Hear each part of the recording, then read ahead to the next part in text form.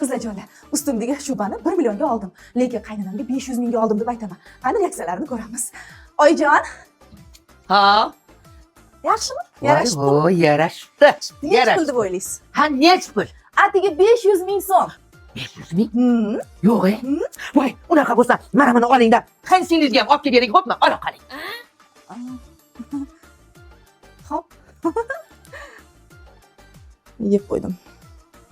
Sizlar meni yeb qo'ydi deb o'yladinglarmi? Men mumkin bilan hech qachon yeb qo'ymayman. Shu yerdan hozir foyda bilan chiqib ketaman. Ketdik. Men sizlarga shunaqa narx aytaman. Interpolga ham, Mehr ko'zdaga bersanglar ham bunaqasini topa olmaysizlar. 650 mingdan sotilgan mana shunaqangi sifatli shubalarimiz 350 ming, 290 ming. Bular ham xuddi shunaqa bo'lgan. Xohlovchilar uchun kapshonkaligi 350 ming, bunisi bo'lsa 290 ming.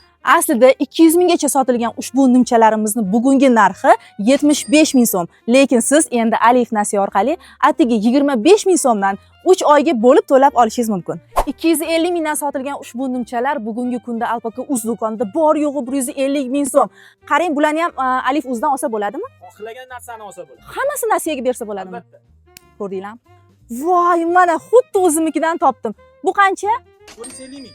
Ana, men sizlarga aytgandim-ku, mumkin bilan yeb qo'ymayman deb. Qaynonam bergan 500 ming puldan 50 ming foyda qildim. Shoshmanglar. Men buni boshqa do'kondan 1 millionga olgandim.